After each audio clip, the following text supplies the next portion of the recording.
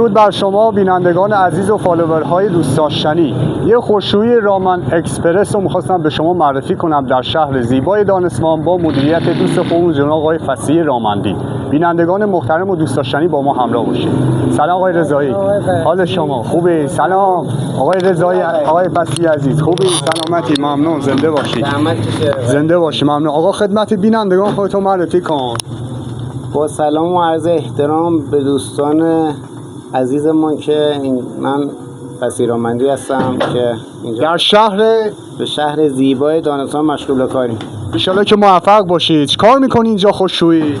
آقای فرجی اینجا کار شستشو، کار بخار و رنگزنی و شستشوی پتو، پرده و این کارهایی که با خشکشویی سر کار داره انجام میدیم. بازارتون خوبه؟ الحمدلله، شکر. خدا را شکر. پس خشکشویی خیلی زیبایی هم داری دیگه در شهر زیبای دان اصفهان. بعد یه سوال دیگه، اینجا ساعت کاریتون چجوری آقای فصیح؟ آقای فرجی اینجا از ساعت 8 صبح باز میشه تا 9 شب. سر زورم بازه، بسته نمیشه. بعد این دستگاه چیه که آقای رضایی داره اتو میزنه؟ اینم همکارمونه آقای رضایی عزیز. آقای رضایی کارهای اتو رو انجام میده. ما اینجا کاره با این لباسه کارهای شستشو رو انجام میدیم. به سلامتی. در روز چقدر خشکشویی انجام میدی؟ آقای بستگی به کاریه، بازار هر چقدر داره مجبوریم که اونا برسونیم به مشتری که مشتری راضی باشه. ما از مشتریامون خیلی راضییم، مشتریامون مشتریای خوبی ان، مردمای خیلی خوبی ان، دوست داشتنی ان واقعا.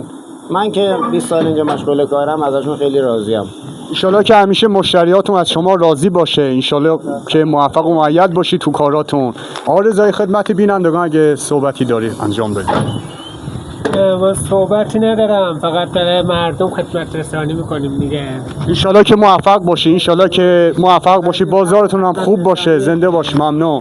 اگه صحبتی هم داری خدمت بینندگان. ممنون از سپاس از شما که اومدی اینجا زحمت کشیدی و مثلا قدم رنجه کردی. سپاسگزاریم از همه مشتری‌ها و از همه دوستانی که ما رو تماشا میکنن. ممنون، سپاس. فقط به بینندگان محترم بگید که بنده رو حمایت کنن، کامنت های خوبی بنویسن.